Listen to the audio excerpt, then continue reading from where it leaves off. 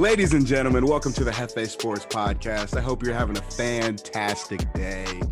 Wherever you are, however you may be listening or watching, I appreciate you for stopping by today. Now, we're getting close to the start of the NBA playoffs. We're starting to see some teams emerge as favorites and maybe even some dark horses. But before we get into these play-in games and into this tournament, let's start breaking it down. Now, joining me today is a basketball expert, a connoisseur of the sport, if you say.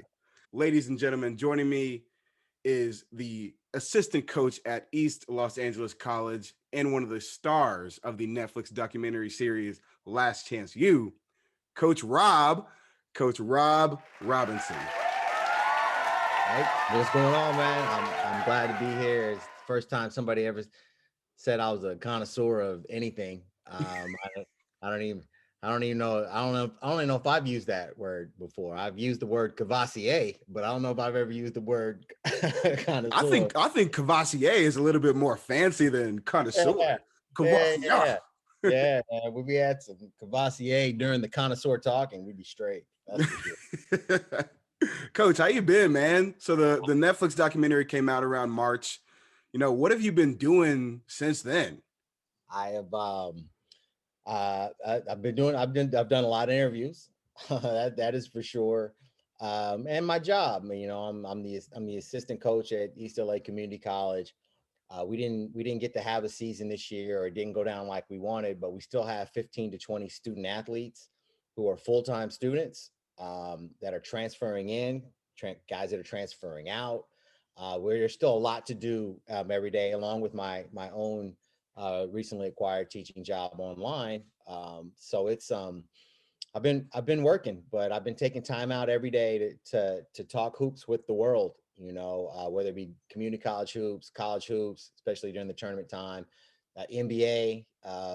Speaking with you today, I spoke to a crew out of France last week who wanted to talk like NBA, and we got philosophical discussions about Steph Curry and the change of the league, and it's been cool though. It's cool to be able to talk hoops, man, with people all over the country.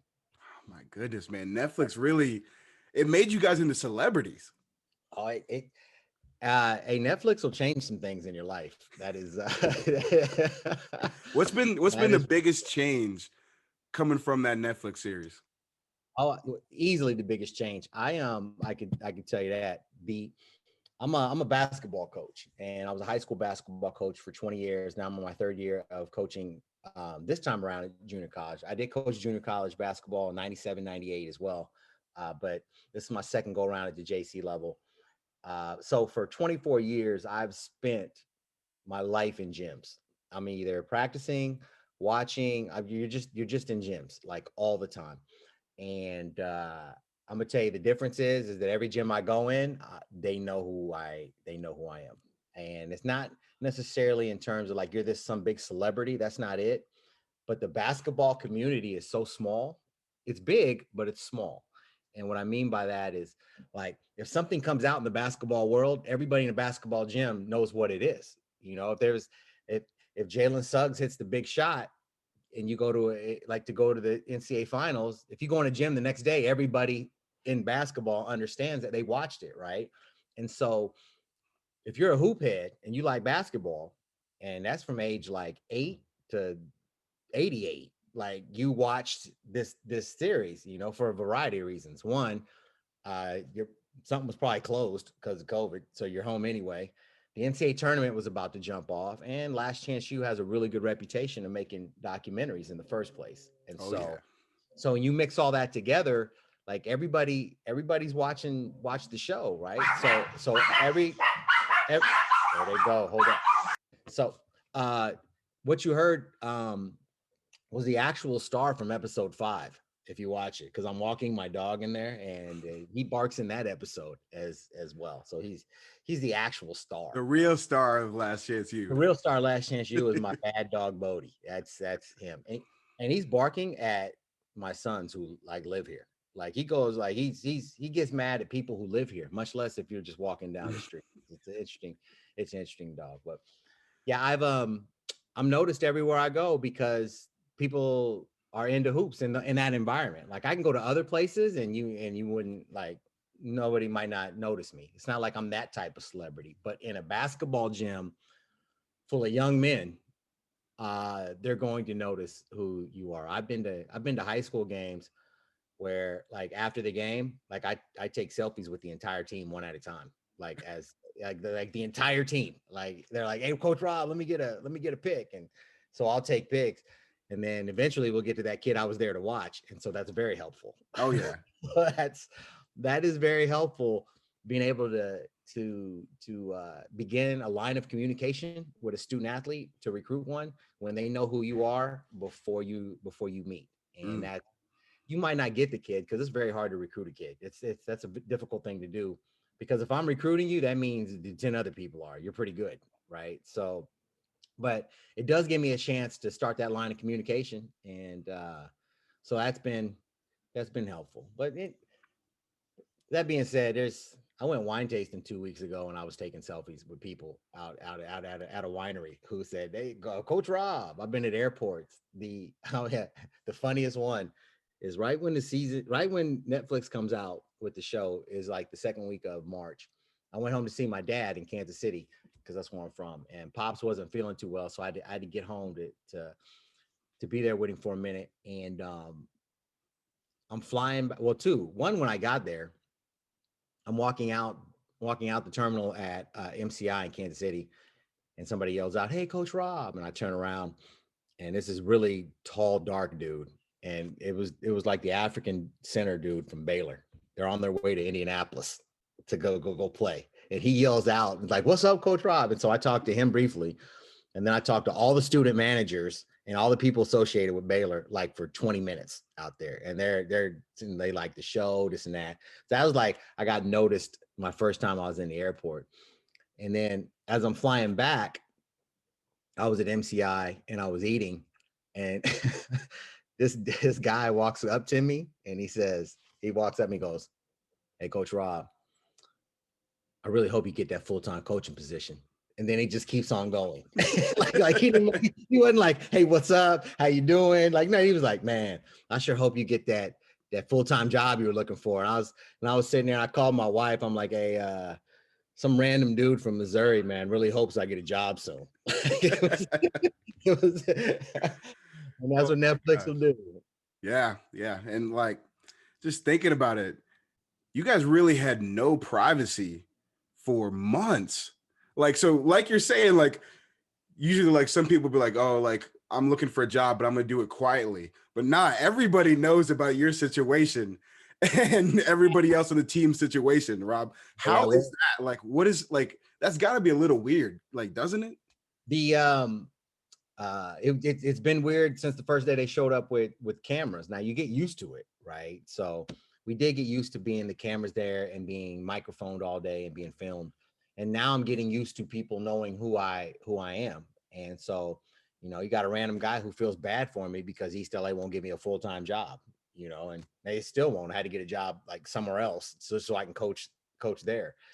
um so that from that sense, it's been,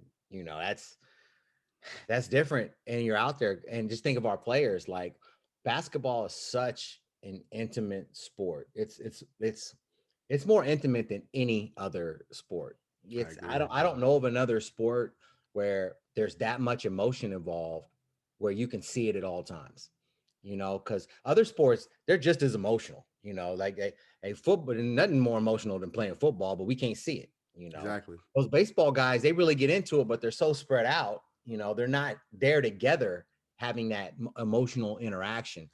And basketball is, whoa. I mean, it's so passionate, and it's so emotional. And you get to really see those kids and their personalities. And then and even from a coaching standpoint, and they did a really good job of portraying that. It wasn't nothing fake. So if you met Deshaun, Joe on the street, Coach Mo, me, what you would expect to have in that conversation, you would have. You wouldn't be like, "Oh, geez, that's different." Nah, them dudes is real. Mm. Those dudes are real, as is the coaching staff. If you could hang out with like Coach Hunter for like 20 minutes, you'd be like, "Oh, that's the same dude." You know what I mean? That's the same dude. He'll calm whatever situation you got in your life. He's gonna calm that thing down immediately and just talk you into it, talk you right up into it. Coach Hunter, he's a great dude, man. But yeah, bro, it's been life changing. There's definitely a before Netflix and after Netflix. Oh yeah. Sure. And I love the real, like you were saying, I love the realness in Last Chance U. Like football was good, and honestly, like the first season was something we've never seen before. Oh, So that was amazing to see that. But I wasn't really invested like I was with your team. Like seeing everything, like I think Last Chance U is a perfect basketball is a perfect sport for Last Chance U because you're right there. You get to see everything, like you're saying. But with football, it's like everybody's got on helmets, you can't really see their faces.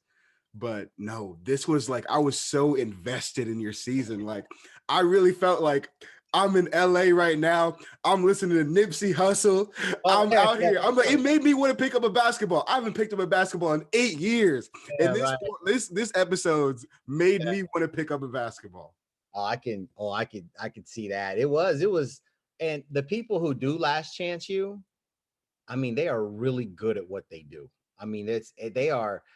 I mean, because as it's going on, it when they're filming it, it don't feel like that at all. But the way they put it together, like they see it differently than how we see the world when they're filming.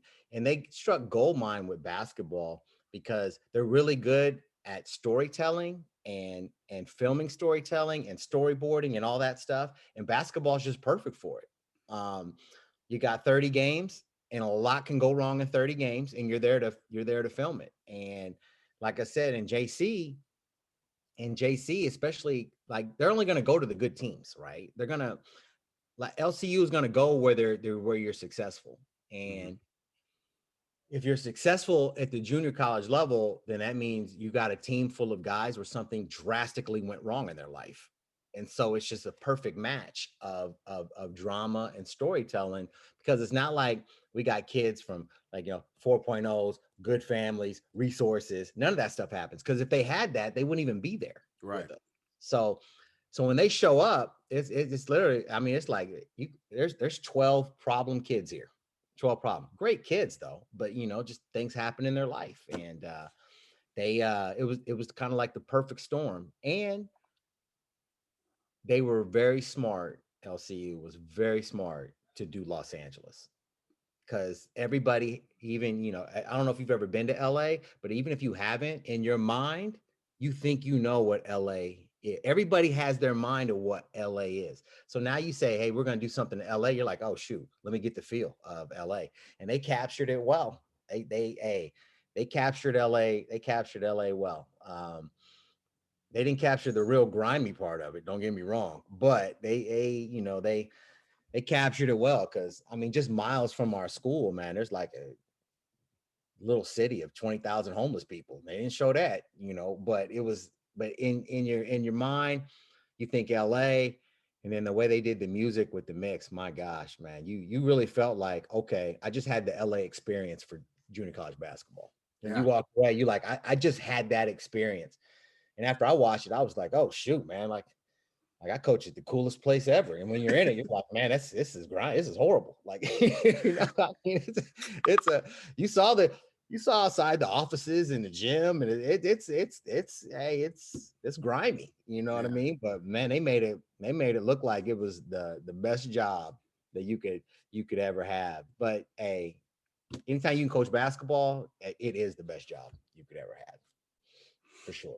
Mm. Rob, now I've been to LA one time, Okay. but that was for 8 hours. I have a whole different story with that. I'll tell you this story. So we were staying in Palm Springs, my dad, my Okay. mom, and I. My sister was at college at Ohio State, but all three of us were out there, drove down to LA for just to like sightsee, Right. basically. Saw Hollywood, went to the Chinese theater, and it Okay. was it was the release of Kung Fu Panda 2. So Oh yeah. I whole watched those bunch, with whole my bunch of kids. stars in that one. Yeah. So we're in some random parking garage heading back to Palm Springs, and Ludacris comes up. And of course, like my mom's like, oh my God, huge fan. Like, I love all your music. Now I'm just Yeah. like, I'm like 8 at the time. Like, look at him, like, you don't know any of his music. This is my music. And so she's like, Yeah, here, Jeffrey, get a picture of me. So yeah, I'm like, yeah, all right, like, take the picture. And I'm like, can I get one now? He's like, nah, man, I gotta go, man. I yeah, gotta go yeah. to this So show. your mom got the pick. Yes. And Rob, when I tell you I was hurt, like I don't know how long of a car ride it is from LA to Palm Springs. It's almost probably 2 hours. Yeah. Yeah, In it's the probably, back, I'm just laying down, just like holding back tears, like yeah, just laying on one of the the seat buckles. And I'm yeah, just, oh, it was terrible. It was yeah. terrible. Hey, but you and your family got the LA story, yo. If you walk around long enough, you go to the right places. You literally will bump into somebody. You'd be like, I know that person. Like you'll be like, I've seen that person, right? Or I know that, and they'll be there. You just gotta be in the right places, man, and doing in the right spot. You'll bump into somebody, from a celebrity to a Laker to a song person, or you'll run into something. Mm. Rob, so tell me, Hmm.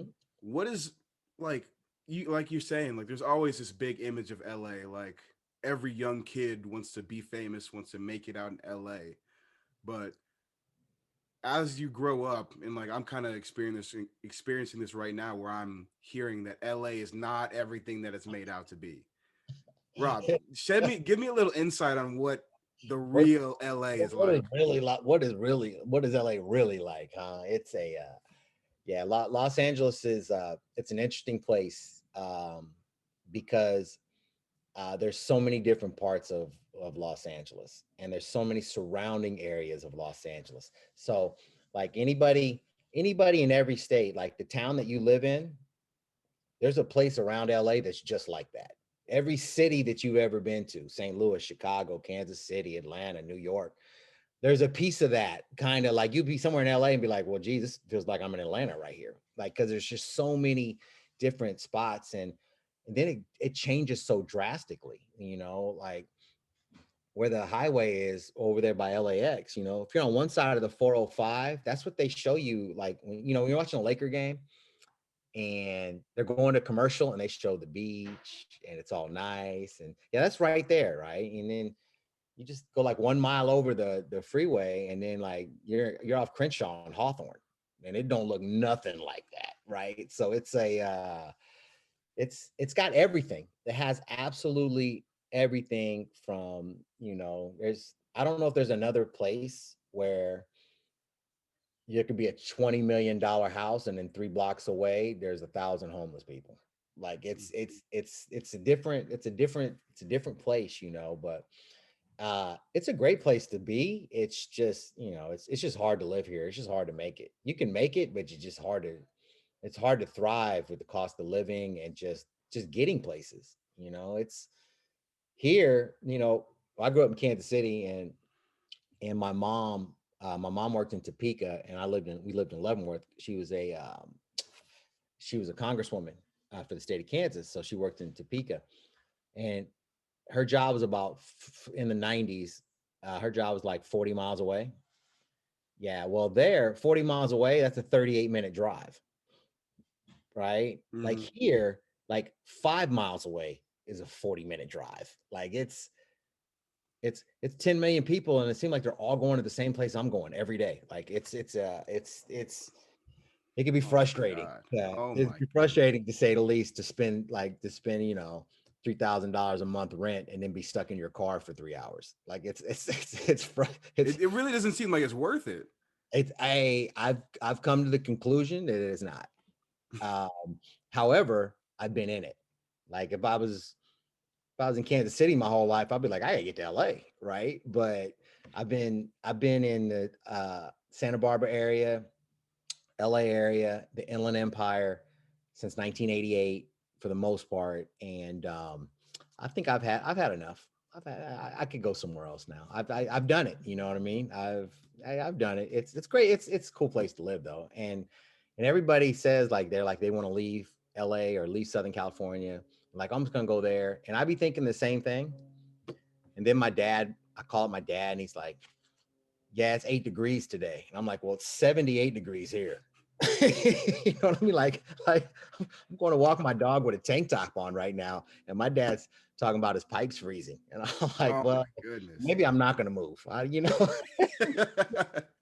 Maybe I'll just stay broke with the cost of living, but never have to defrost. Maybe I'll do that. I don't Rob, know. that's what I'm saying, man. After this weather, like Ohio is, we had a terrible winter, Really? terrible, man. Oh, And oh, like I'm out there trying to start my car, snow after shoveling snow off my car. I'm like, man, I'm like Pasadena, I'm oh, thinking yeah. Miami, I'm thinking Miami, Oh, Florida.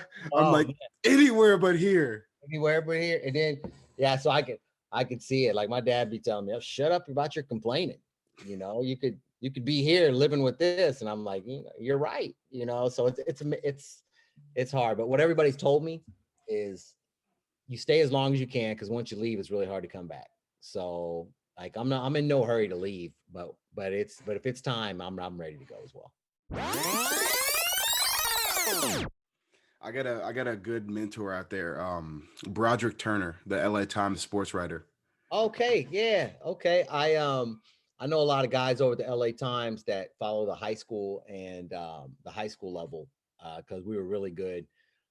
The last couple of years I coached high school, we were top 10 LA Times for most of the season. So they'd be at your games, and I knew a lot of those guys down there. They do a really good job of following high school sports, especially with their online stuff at the LA Times. Yeah.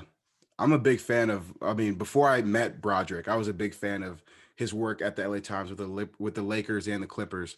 Yeah, But I mean, shoot, let's talk about this team right now. I mean, it's I'm a fun. big Lakers fan. Like, Oh, cool. yep. Really? I had to pull up the jersey today. LeBron James, Rob, the Ohio connection is strong in me with LeBron. But I'm worried, man. I'm really worried about the Lakers. We're injured. LeBron is still coming back. He's gonna be out tonight, but got him, AD, Dennis Schroeder's gonna be out for 10 days, 10 games.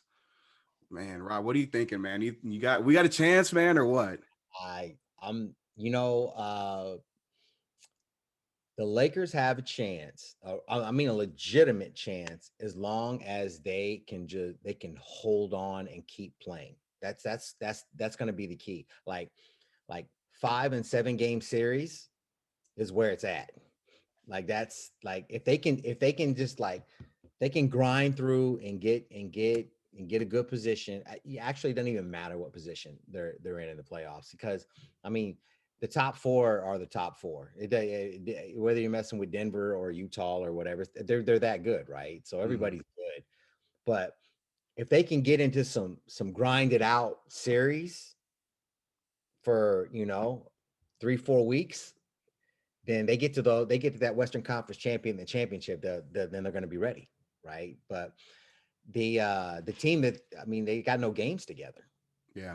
They have no games together, and it takes them a while to figure out. I mean, it's as good as AD is, and he's one of the best guys in the league.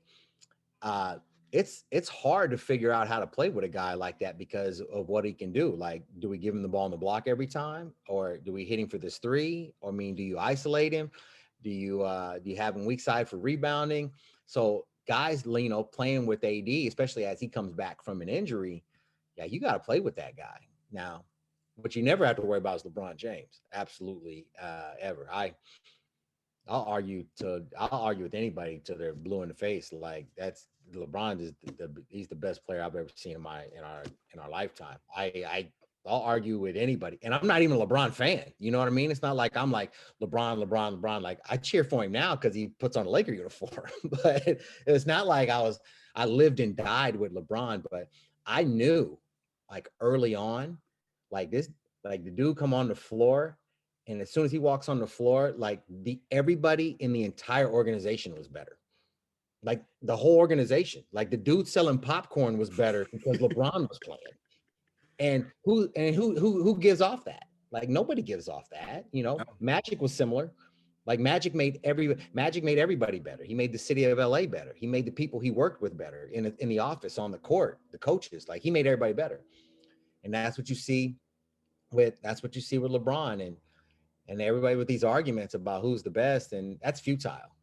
Like arguing like who is the best, I think is like arguing like who's the best rapper. Ultimately, it's just gonna come down to who you like, right? Like this, Exactly. yeah, like who I like. I know this, and I can say this with supreme confidence. If you're doing a draft of all time, there's no question LeBron's the first pick because it doesn't matter who the second pick is. It absolutely doesn't matter. If you got LeBron on your team, anybody else can come play and you're winning. And you can't say that about other people in the history of the NBA or the NBA. Like you just can't. Everybody wants to put Portland down, right? Because they didn't draft Jordan. Well, them dudes ain't stupid. Clyde Drexler and Jordan couldn't play together. You know what I Exactly. mean? Like they couldn't do it. And if LeBron was in Portland, then they'd have drafted Jordan's ass, and then they'd have won for like the next 20 years because LeBron can play with anybody. And so I think that's what makes him different and special. And that's why the Lakers have always got a shot, because if he has the energy to play 38 minutes, if he has the energy to play 38 minutes, and if he wants to play hard, then they're going to win. It's I just, agree. can he sustain it? Can he sustain it? Can he do it 3-4 times a week? That's the only question. Because like if tonight was the NBA finals, one game and it's done, well, the Lakers win. There's I have no doubt. Like the Lakers win. LeBron gets downhill every possession. He posts people up. He gets offensive rebounds. He, you know what I'm saying? He's taking charges. He's diving on. He does it all and he wins. Mm-hmm. 82 games though, bruh. And then you talking about a playoff that's like what, 6 weeks now? Yeah. So it's a 6-week playoff. Yeah, then that can be concerning. That can be concerning. But Well, yeah, let's talk about that. So with this play-in, I'm gonna explain it to everybody real quick. So the play-in tournament before the playoff starts, 6 total games involving 8 teams. So basically, numbers 1 through 6 in the conference, they're in. But 7 and 8 are going to play each other one game, and whoever wins that game gets the 7th spot in the playoffs. Whoever loses that game plays the winner of the 9 and 10. yeah. So after those, this like it's a big tournament basically. So basically, you have to win one game and you're in when you're the 7 or 8 seed, and when you're the 9 and 10 seed, you have to win 2 games to win. Yeah. So, I mean, if you think about it, Lakers are struggling with their injuries, and a possible game is versus Steph Oh, Curry. hey, anything can happen, right? In that Yeah. game. I love the idea of the playing game. I mean, I love the idea what the NBA did. But when the NBA did it, they didn't have LeBron and the Lakers in mind.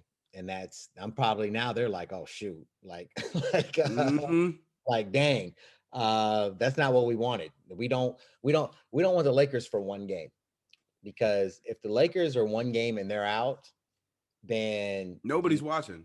you just have to hope that Brooklyn gets all the way to the end for everybody to watch. Now, basketball fans going to watch basketball. It's just that's just what it is. Like you'll some people will watch it, but if you can get the Lakers and anybody in the finals, then the world's going to watch. You get the Mm-hmm. Lakers and the Nets in the final. Now what you have is an event. You're Like talking now about maybe a billion people watching that game. you have an event. Now you have like the equivalent of the Lakers Celtics playing in the 80s. Mm-hmm. You have must see TV, because we haven't had that, like Jordan never had that. Like unless you know basketball, you really don't even know who he played, because they didn't have rivals because of expansion at the time, and all those teams. Like expansion just screwed up everything in the 90s. But the but even when our Lakers were winning here in the early 2000s, right? Like you ask Laker fans, and I'll be like, well, who was they playing? And they'll be like, like they take them a minute to be like, like who was that? And I'm like, what, the Nets, the Sixers, the Pacers? You know what I mean? Like, and like who was on those teams? And left you a hoop head, you have no idea. Like you have no idea. You'd be like, oh shoot, Allen Iverson. All right, who else? You're done. Yep. You know what? You're done. Whereas if you get some good teams, then you remember that for forever. And so if you can get the Lakers and the Nets, then 20 years from now, they'll be like, oh man, Harden, Kyrie, like Durant, LeBron, AD, like they'll be able to do it like you did the Lakers Celtics in the 80s. So Hey, we're all hoping for that, but in the end, I'm just hoping the Lakers just get out the first round, and so they can catch their groove because Mm-hmm. they have no groove. I've watched it. They should be, those minutes should be set. They should have their roles. Uh, they should be, when Montrez comes in, they should already be up 5. You know what I mean? With him bringing the energy to maintain or push it hot, push it further. Yep.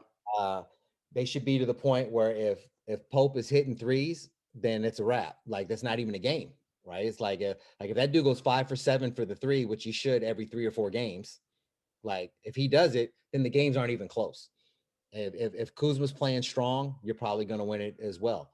But they should be to that point in the season. And then right now, like I was watching last night, and I'm like, none of this looks right. You know, like none of it even looked right. Coach, I can't even watch it. Like honestly, like I started watching baseball.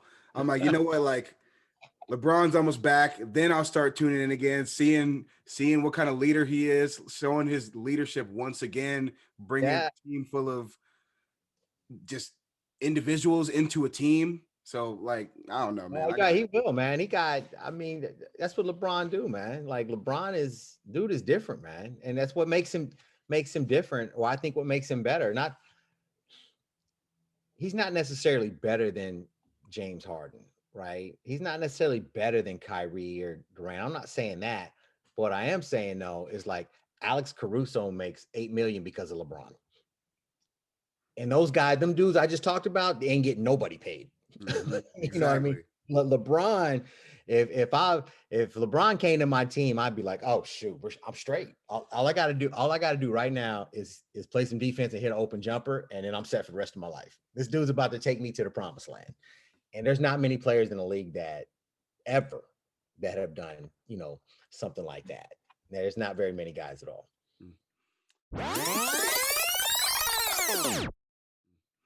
So thinking about it, his influence is huge, humongous. 83 million followers on Instagram. Who knows how many on Twitter?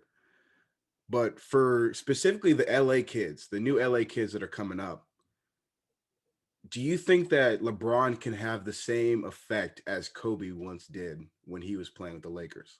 It's I would think it mattered the age group. Kobe was here for so long, and Kobe is LA. Kobe's as LA as Magic Johnson is. Like they're one and the same. I mean, Kareem should be there with them, but Kareem took such a back seat from a social standpoint. Like he never wanted to be in the forefront. So like there's kids who wouldn't even recognize who Kareem is, but kids wouldn't recognize who Magic is because of his personality and what he's done. But LeBron definitely has a chance long term. It just matters how long he sticks around. That's all. Like, he plays 3-4 more years here in LA. If he can win another 1 or 2, and then he stays associated with LA, the Lakers, etc. Then like 20 years from now, yep, I believe so. Like kids will be like, yeah, they'll be like Magic, Kobe, LeBron. Like they'll do that. And LA has a way of making you forget about what even happened before. And so if he stays and wins, like you're gonna remember him winning in Cleveland. Nobody else is, Doc. Like all they're gonna remember is LA. You know what I mean? That's all they're gonna remember. That's a good point, man. Yeah, that's really crazy to think about because like you've said it before, and like honestly, I think that's the truth. Like once you get to LA, like, and you make a name for yourself out there, you're that guy. Man, you're no matter what the industry is. Mm-hmm, exactly. Like no matter what the industry is, no matter what you do, and so he's and not to mention like, geez, like I don't watch a lot of movies, but every movie I turn on, it says Bron at the beginning of it. Like I'm like stuff that got nothing to do with nothing you would think Bron is associated with. And then it'll be like Bron. And then my wife is watching some romantic comedy. I'm like, what the hell is this? Like, I saw Bron on there. I'm thinking it's gonna be something like, ugh. Yeah. Like, what the hell is this? Like, I'm not watching this. But hey, he's different. He is different with that. Like, he's leading the charge, I would say, for like the next generation of athletes using their platform social media, movies, television. Like he's really in everything, dog. He did. He's kind of changed the way that they do it. And in retrospect, I mean, it's like what took him so long? Like I'm thinking like the decision should have been LA, not Miami. Like I'm thinking like like did he not have that? Did he not have that vision then when it came down to, you know, going back to Cleveland or going to Miami? Like, did he not have it then where he wasn't ready yet? Because I think more so it was he was like he wanted to go somewhere where it was a big name city. So you think about it, you got LA, you got New York, and you got Miami. yeah. Maybe Boston if you're willing to do that. But I mean, after all those years in Cleveland, he was not going to Boston. They hated his ass. They still do. Yeah. So Boston yeah, people hate everybody, dog. Boston's Boston is whatever. Yeah, they hate everybody. And I mean, you got if you don't play for Boston, yeah, that's a wrap. Even if you do play, when you get done, they still don't probably wouldn't even want you in your neighborhood if you was black. So I don't know about Boston, Yeah, exactly. So cross him out. New York, I mean, you know, the Nolan family, like whole bunch Yeah, of problems with that organization. Lakers at the time, they still had Kobe. yeah, So it's like, nah, that don't work. They're just too different. So when you think about it, D Wade, his brother, the banana boat, yeah, for they're in sure. Miami. Yeah, Chris for sure. Bosh, free agent. It's like, Yeah. Bosh, man, you know what we'd be if all three of us teamed up? Rob, I don't know if you ever went down to Miami for one of those games. Oh gosh, no, I didn't. I never. I just watched from afar, and I was a fan of. I was a fan of watching those guys play in the playoffs for sure. They were yeah, they were a joy to watch, man. But he was it's never too late, and I'm sure glad he's here with us now. That's all I could say is that he's been a great uplift to the city of LA. Um, he's done so much already here, and he continues to do so. He uses his platform to be real and to say, even if you don't agree with him, you know, you got to listen to him. Mm-hmm. You know, even if you don't agree with what LeBron's saying, like you can hear pundits be like, well, you know, he needs to be quiet or he doesn't need to be political, and you're like, dude, this fool just put 1,000 kids in college. You should probably listen. You know what I mean? This ain't no dude like out here just saying this and that. Like, yeah, he puts his money where it matters. Y'all need to listen to this dude because he's helping communities everywhere. Mm-hmm. So even if you don't agree, you got to listen, and that's what LA needs for sure. Yeah. Honestly, like LA is setting the standard right now. You got him. You see now you're starting to see some athletes like Patrick Mahomes step up in Kansas City. Oh, for sure. And Yeah. like just other athletes are like using their platform now.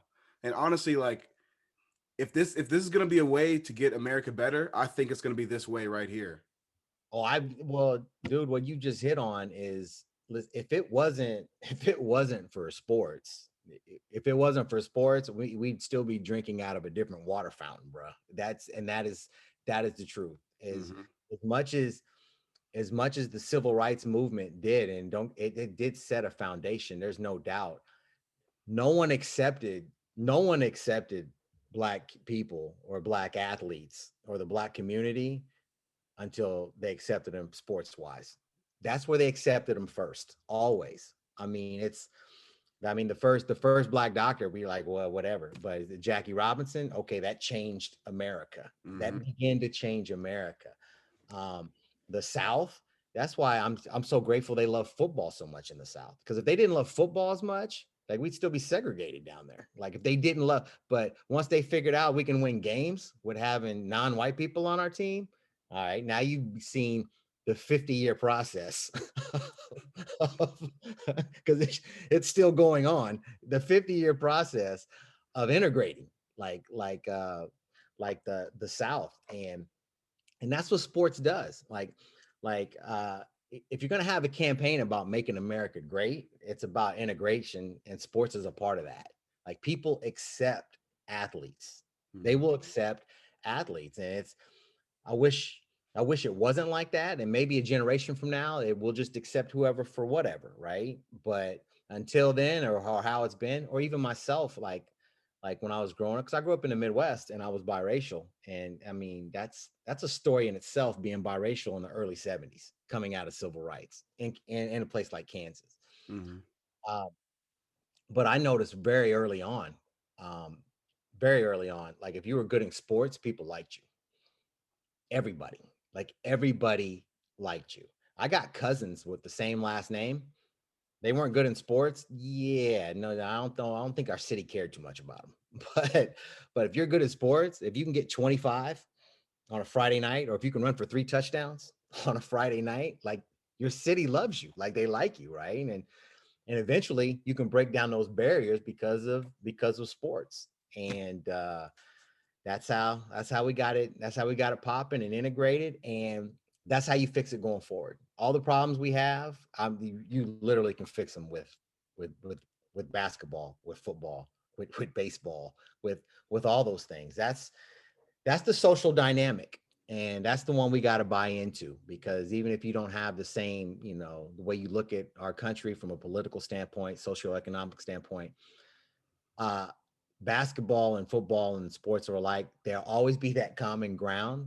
And if like me and you don't agree, but we both love LeBron, we both love Patrick Mahomes, and I'm in Kansas, and you don't think inner city kids should have free lunch, and I believe we should give them everything free. But if we both like Patrick Mahomes, now we're having a conversation, and we're not doing this, and we're not fighting. We got that common, and we might not agree Common at the end of ground. the, we might not agree at the end of the day, but it's not gangster.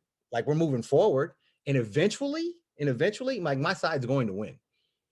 Like I'm on the right side of history. You can look at 1776 to today. I'm on the right side of history on every part. It's about bringing those other people along who aren't on the right side of history. It's not hard to be on the correct side of history, and sports has helped those people cross over to be on the right side of history. Yeah. And I love it now because you see leagues stepping out. The NFL is saying $100 million towards helping help Yeah, for sure. end racism. That was literally their slogan in end zones. So I think like seeing that hopefully soon, like before the next generation of people, like my kids, before my kids get here, will have some sort of equality. Because right now, let's be honest, it's not equal. Nothing's equal. It's not. And it's taken, think of the gap and how long it's taken, and how slow the process can be, to where like in 1968, those two brothers put their fist up in the air. Mm-hmm. And then it took all the way to Colin Kaepernick before something could happen again. Look at that gap. And there was moments all through there where somebody else could have put their fist up or took a knee. But we just wouldn't do it. Like society wouldn't do it. That person I'm talking about, we couldn't find that common ground to even have that conversation. So I mean, Cap really speeded it up, and helped get this thing popping. And he gave everybody else the courage, because these dudes had it in them. Like everybody had, the NBA had it. The NBA knows. They know that these dudes that they're grabbing in the NBA, they're looking back, and I mean, their families have nothing. Those players in the NBA and the NFL, you can go back from them backwards and be like, well, them people's parents had nothing. You can see where they come from, and they had it in them. You couldn't alienate, the people paying the bills from 1968 to Colin Kaepernick. And Mm-hmm. then even with Colin Kaepernick, as you saw, I mean, that was rough. That Yeah. was that was rough and uncomfortable. To now though, now dudes don't give a damn. Like they don't even give a damn. And because of the platform and social media and things like we're doing now, people, like, you can do so much more different stuff. I just read an article the other day where Arian Foster was down having a conversation with the dude from Duck Dynasty about Colin Kaepernick, because Wow. the dude from Duck Dynasty is like, you don't care about America, there is no racism, you're disrespecting the flag and all this stuff. And Arian Foster and some NFL dudes go down there to his little show or whatever, and because of all these different platforms you have now, uh shoot, now you're having a conversation. And now the dude from Duck Dynasty's like, well, geez, I didn't know you guys loved America. Of course we Hell yeah. I love this place, man. I absolutely love this place. I'll defend this place to the end, but by the same token, let's not act like the day we stormed Normandy, we didn't round up 200 Japanese people the same week. I mean, we have our good and our bad at the same time. Right. And we just kind of recognize that as minority athletes, in America. And I'm so happy that guys now can just be like, yo, this is what I see. Like, let's fix this. Let's do that. And that's what sports can do. That's the beauty of sports.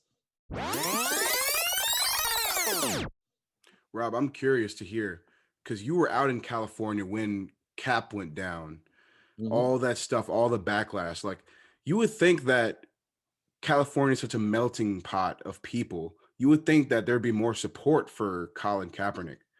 But in your opinion, how was the response, the initial response? Because I know how it was in Ohio. I went to a white high school. I know all about like what the other side is thinking, but I'm just curious because LA is the big melting pot. Like, what Oh was the man, reaction it, out it, there? it is. Well, that's the thing about California is that it's really like three different states. It really is, and there's parts of California, especially in the Orange County area, your Santa Barbara areas. There's parts of California that are backwards, to say the least, and they hated Cap for it. They absolutely everyone hated him for it at that time. It's because they didn't understand why they didn't understand why he was doing it. Uh, but it was out here. It was three different, and you're gonna see that in most things you do in life. That it's usually thirds. Like a third are gonna agree with you, a third aren't going to agree with you, and a third are probably gonna be somewhere in the middle. That's usually how it works, and that's how it worked out here. And those who have means, those who have resources, they were upset with Cap in those neighborhoods here. And I was coaching high school at the time, and I didn't mind my players because they were like, "Oh, we're going to kneel," and I was like, "Nah, you're not kneeling." They're like, "What's wrong, coach? Are you scared you're going to kneel?" I'm like, "Well, what are you kneeling for?" And they had no idea. Like, so you know what I mean? Like and that's another thing is like people didn't know why they were doing that. Like, Hmm. you think you're doing it because nobody on the surface, it just looked like fools was kneeling because they're anti-white. Like, and I was like, nah, man, this has to do with the social injustices, especially in our criminal system. This is what he's trying to say right here. And so telling my own high school players that, like, I don't mind you kneeling, dog. I don't mind you saying something, but what are you doing? Why are you doing it? Right. And I think that's what we got from that whole Kaepernick situation. And then people on that backlash is more of a conversation of why that was happening. But by that same token, if you made up your mind, you made up your mind. Like I said, like the dudes from Duck Dynasty made up their minds for 6 years until like a week ago. Yeah. And then like, wait a minute, that's not what it was about. Like that's not what it was. That's not what it was about. And I mean, color can be associated with it, but it's just more about haves and have-nots, those who got cash and those who don't. And that's just the way it goes. If you got it, you got it. If you are not, then you usually don't. Yeah. One other big issue that I'm like, as we're talking about this, that I'm thinking about is Donald Sterling. That Oh, whole situation with the Clippers. gosh. Oh man. Donald Donald Sterling is Donald Sterling is, I mean, he's probably one of the last ones, but think of a time when all 32 were that. I mean, and you got to put that in perspective. Like there was a time where like every NFL owner was Donald Sterling, where every NBA owner was Donald Sterling, where every Major League Baseball dude was Donald Sterling. Like, hey, we'll sign some of these dudes, but these people ain't coming in my house. They ain't hanging out with me. Like they're not a part of that. And the Donald Sterling thing was like that last old dude who would be out there saying like, I'm not giving an apartment to no minorities. He was like that last kind of guy. Um, when that went down with Sterling, like if you're in LA, like you knew because of his real estate background, so you kind of knew like what he was about. But when he said it and when he came out and he was so racist and discriminatory in his practices as a businessman, much less an NBA owner, you you kind of got to see it, and then it kind of came to light, and then it was cool because the other NBA owners were like, "Yo, like this is it, like this is the last guy." They literally said that with Sterling. Like that was the change. Like they all got together and was like, "All right, man." Even the ones who probably thought like Donald Sterling, they were like, "All right, like that's in the rear view. Like we're going forward now." And so he was kind of that. He was their last. He was the last dude that was going to try to make the NBA great again, and and that's going to fail. You got to move forward, man. You can never go back. Don't ever put the word again on anything. You got to move forward. Yeah. Is he still in LA? I don't. I'm sure I mean, he probably owns $1 billion worth of property in LA still. I mean, you know what I mean? And and when they said we're going to get rid of Donald Sterling, you got to remember he was like, okay, give me my $2 billion, I'm out. So I mean, it's not like they put him on the street. Yeah, You know? that's true. You know what I mean? He took a $70 million investment and sold it for 2.1 billion. I mean, the dude did all right. Yeah, he did. He did. He did all right. Yeah. LA. See, I could talk about LA for a while, but what I want to talk about one final thing with LA. Okay. So, I mean, I hear about all these different food places, Roscoe's Chicken and Waffles. Yeah, we ate there on the show. Yep. Yeah, we did. So In-N-Out, I hear about that too. Oh, my sons go every night after work. They work at the movie theater over at the mall. They go to In-N-Out like every night around midnight on the way home. Rob, so tell me, what is your favorite LA to the fullest place to eat? Now this is going to be broad, right? But the best thing about LA or the Southern California area, In-N-Out is good. Those Roscoe places are good, but it's these places like, you know, like say a Burger King or a Wendy's folds, right? Somebody will come in and open up their own version of that. And those places are everywhere out here. And so you can go there and get a burger or Mexican food or a fried chicken plate. And they're like in that like drive through, you can get it to go. There's it feels like a franchise, but it's not. And those places are everywhere. Like my favorite one around here, they have one called Gus Junior's who's over here. And he has about 9 or 10 places out in the Inland Empire. But those are places like that where you can get like a burger and some fried zucchini, or you can get a chicken salad, or you can get, those are what make the food out here the absolute best. Those places, not the specific one, but the ones who are like you'll go like, man, that used to be a Wendy's like 10 years ago. And like now it's called Archibald's, but it has the same drive-through, the same thing. And then it's like people out here, because this is a melting pot, right? And so they'll have all that stuff in there, and those are the best places to eat. So when you're out here and you're driving down the street and you're like, well, hey, that looks like a chain, and you're like, I have never heard of that before. Stop, turn, go in there and grab yourself a cheeseburger or a chicken plate or something like that. Grab that at those places. They kill it at all of those places out here. Man, I'm hungry right now. You already talk about this. Shit, I'm like thinking over here. I'm like, I got a couple chain places in Columbus, but that's about it, man. Nothing culture, man. I need some real Mexicano. But that's the beauty too about here is there's absolutely everything. And when we say it's absolutely everything, it's authentic everything. Because there's so many different, like, you know, if you go Japanese, it's authentic. If you go Chinese, it's authentic. If you go Hawaiian, it's authentic. If you go Mexican, oh my gosh, it's authentic. So you don't got no Americanized Chipotle. Yeah. Hey, my son loves Chipotle. Actually, he actually loves that place. But no, you can go there, right? But a block away is a place that's better than Chipotle. It just is. It just did, like you get you want a burrito and taco, just go a block away to that other spot, and it's more authentic. It's you know, because Chipotle is everywhere and it's good everywhere. But the spots we got, like, you don't have. Like the spot we have, you don't have in Kansas City. Like, because everybody makes their tacos different. Everybody makes the burritos different. Your nachos are going to be different at every different place. And there's so many great Mexican places out here. There's so many great soul food places out here. They're everywhere. But the best ones, I'm telling you, is find the place that looks like the place you think you're going. If it looks like it, you're like, man, that looks like it used to be, a McDonald's. Well, it's better now. Trust me. Just go up in there. Go up in there. Hey, the homie bought that and put it together, and him and his family are in there grinding, making great stuff. Get up in there quick.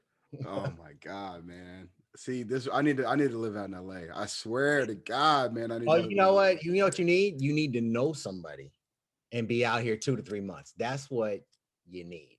Where you can be like, hey, let me spend the spring out there. Let me get the let me ride out the end of this NBA season out in LA and kind of that's what you need. And then you can go back to go somewhere where you can actually afford to have a good life. But it'd be cool to come out here seasonally and soak that in. That'd be incredible.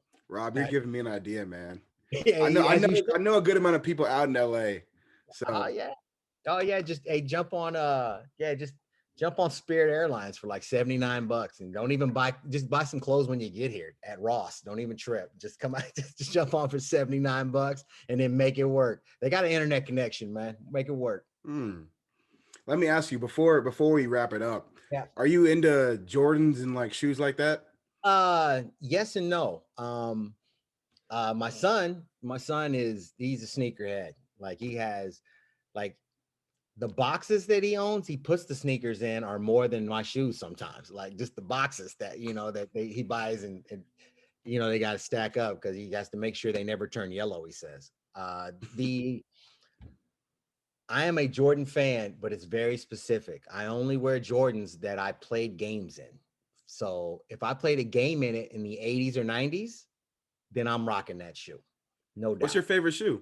Oh, by far the 4, by far. And the 4 I wore my junior year of high school. That's when it came out.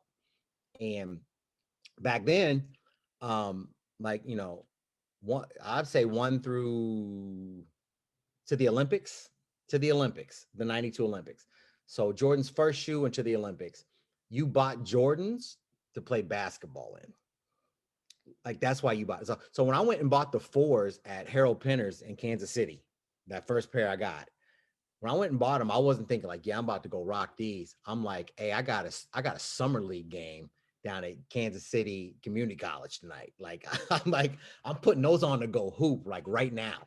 Like that's what it was. When my dad bought me my first pair of 1s, right? He's like, I got you some Jordan 1s. This was like, man, summer of 85. He got me a pair before I was playing in St. Louis in a 13 under basketball tournament or a 12U or one of those. And he showed up with some Jordans. And I didn't think like, oh man, I can't wait till everybody sees me wearing these to the mall. I was like, I put them on my feet for warm-ups immediately and was ready to ball. And but the way I see them is way different. Now, that being said, the 4s I might have or 3s or 5s or whatever I might wear, they don't look anything like the ones I wore because they do so much stuff with them now that are different. But if I played in them, then I wear them. If I didn't play in them, I'm not going anywhere near them. I don't even wear them. And there's shoes from 1 to 12 that I didn't play in. So I just don't have that emotional attachment to them. Okay. But a 4, like, I don't care what it is. I'll put it on because I was running, jumping, and dunking on fools when I had on 4s. So that's every time I put one on, I feel like I still have my hopes and dreams. So I'm putting those things on. Absolutely no doubt. But my son takes care of me. He just bought me a pair of 4s for my birthday. Yeah. When was your birthday? It was February 19th. And happy belated. Thanks, man. He bought me. My boys pitched in. All 3 of my boys. They spent like $400 on me and got me a pair of 4s. Yeah, they did. Yeah, don't get me wrong. I spent a lot more than that on them. So I probably even paid for them. Now that I think about it. Well, happy birthday to yourself. Yeah, like leading up to it, they were like probably like, oh, hey, can you get this for me? Can you do that? And they were just probably taking my money and saving it and then buy from. No, they hooked me up, man. my boys took care of me. But I love a four, man. I absolutely love a four. And I like the ones too, but for some reason I don't remember them hurting my feet as much when I was in 19. Like they felt great in 85, but not 2021. Every time I put on a pair of ones, man, I'm like, how did what you can't even walk in those things like Yeah. without your feet hurting, you know? You have to untie them a certain way so that you're comfortable. Like you can't even lace them up. They got to be untied to your specific so your foot's comfortable in a one. So Right. it's a Right. but you know what? I absolutely love the Jordan 1 because of it, they've turned it into such a fashion accessory with all the colors. It is so much fun to watch every one of them and why I love that aspect of the one more than all the other ones because they can be so different. Those are pretty cool. Yeah, I love ones. Those are my personal favorite. I got a pair of Fearless ones here. I'm gonna show you. Oh, let me see. Haven't even broke these babies out yet, but Yeah, yeah. here we go.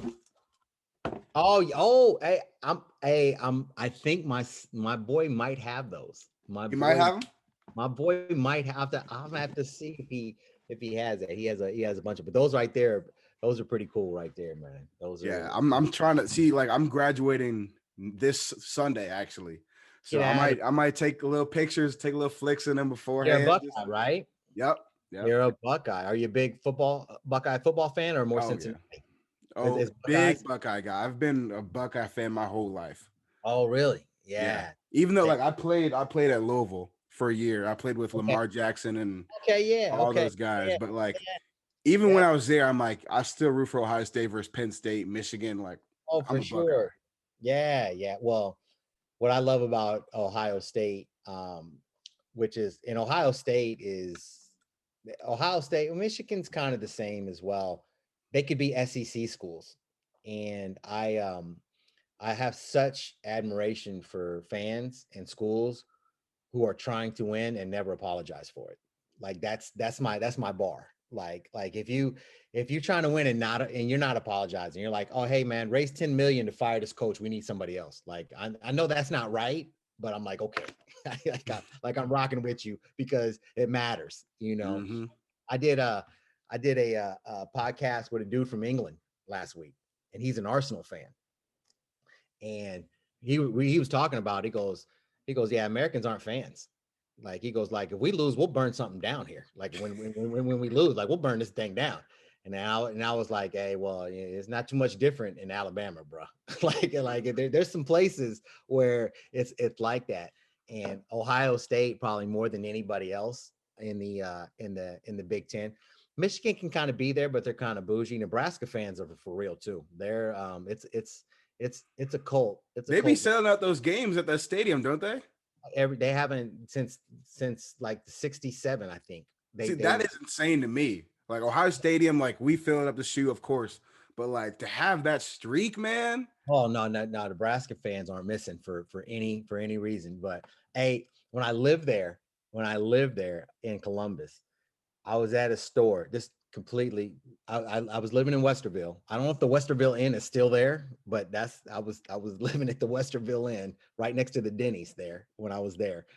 And I go to the store one night and it was bread, but it was Buckeye bread. So it was like the colors of the Buckeyes, but it was bread. Like it didn't taste any different. It was bread, but it had like the Buckeyes on it. And the dude was like, yeah, that's Buckeye bread. You got to get that. I was like, oh man, these people are different.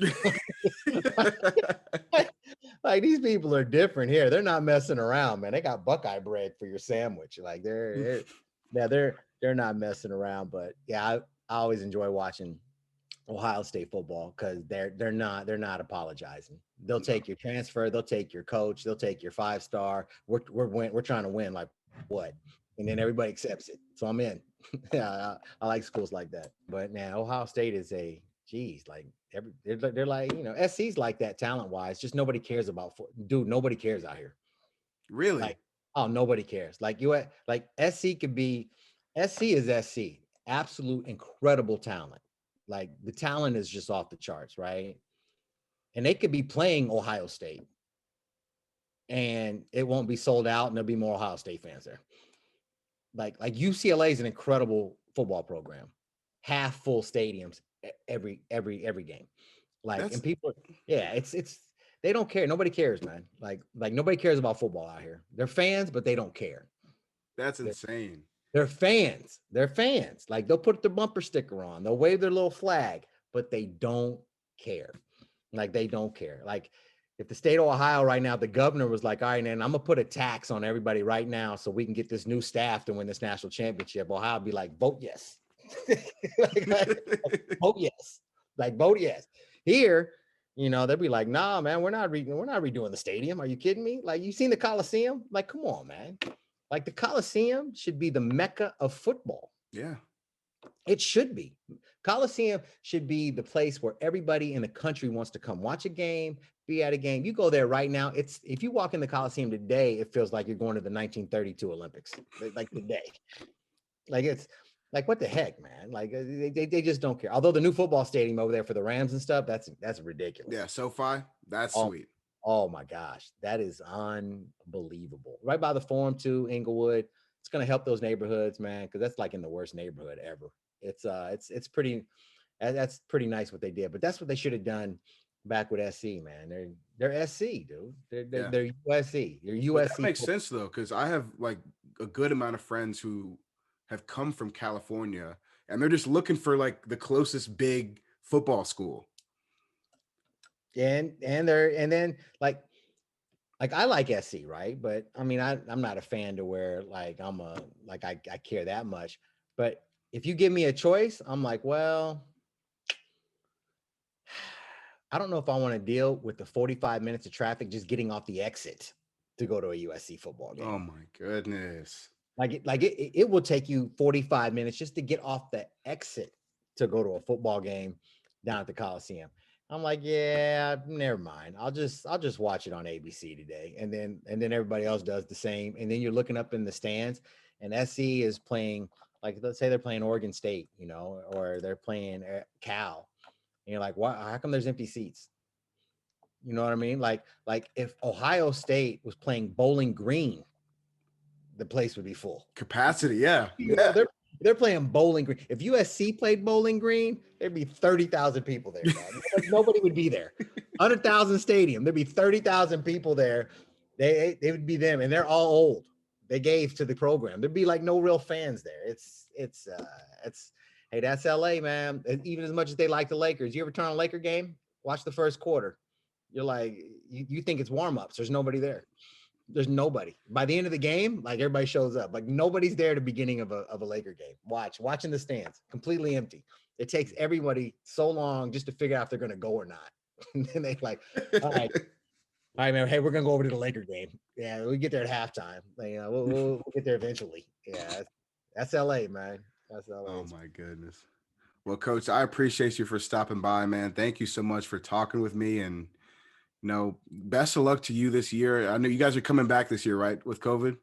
Yeah. We'll have a season this year. There's talks about a season 2 with LCU and Netflix. Those things are kind of fluid though. You just never know until it happens. But they want to return. They like to pick up and see if we could finish this thing and win a championship. It'd be a new cast of characters like JC always is. But we should be back in the gym. We should be grinding here again. And hey, the world makes sense when you're in a gym, dog. It just, like, this whole COVID thing or anything. If you're not in the gym, if you're a baller and you're not in the gym, like, nothing makes sense. But when you're in the gym and you're working towards something and you're trying to be better and you're doing that, like, everything that you hear just is more clear. And so as we get closer to that, I'm excited for the world to make sense again, so we can just hoop. And on a final note, as we go out, hey, congratulations hey, man, you're gonna be a college graduate. I know your mom's got to be proud. For sure. Yeah. I know how proud my parents were when it happened, and I wish you the best of luck, whatever it is you're trying to do with media and sports. And as you go forward, if I'm at East LA, and I probably will be, dude, hit me in the season. You'll have the first scoop of what happens. We can sit down. We can do it again. You can get out the first LCU story before they even get it out. Ooh. You know what I mean? Hit a brother up, and I'll give it to the young brother first. I don't even care. I could care less. Yeah, I don't care who the dude from the LA Times could call. I'll be like, nah, man, I'm getting to the young brother over here. Let's give him it. You got your shot. I'm just like a JC coach. I'm about giving kids a chance, man. Let's do it. You know what I mean? Coach, let's man. go from the bottom. Let's do it. I appreciate that, Coach, man. You're real. You're real. Like you're saying on the show, man. Like what you see on Netflix is what you're gonna get. That's what you get with Rob, Mo, and Ken, man. Come hang out with us anytime. Well, Coach, thank you so much, man. Again, thank you, everybody listening. Make sure you guys go check out Last Chance U if you haven't heard it yet. And Coach, you got an Instagram that I can shout out? Bruh. Yeah, I know you're not tech savvy, but dude, it's not like I'm not tech savvy. I just ain't. You know what? Here, hold up. Let me look it up right now, man. That's how bad I am. Like I'm about to look it up for you right now, dog. And I need my kid here with me, right? Yeah. It's at Coach Rob _Elac. Coach Rob _Elac. Elac, yeah. And so make sure you go follow him. And I got a Twitter. I got Twitter. Like Twitter be popping, yo. Like Twitter be popping. Okay. At Coach 2RZ. At Coach 2RZ. What's that mean? RZ. Robert Robinson, 2 R's. Okay. Nah, I didn't even peep that. That's lit. 2 R's, man. That's yeah. When I open up my restaurant, that's what's gonna be called. And then that's what I'm gonna do one day. I'm gonna open up a barbecue restaurant somewhere close to my house in Kansas, and I'm gonna watch sports and cook barbecue all day as I ride out the sunset. That's the end game. Coach, I already told you I'm hungry, Coach. What you doing to me over here, man? Hey, come on through, man. Get your rack or whatever side I got conjured up that week, and watch sports, talk sports, and hang out. That's the end game, man. Hopefully one day I get there.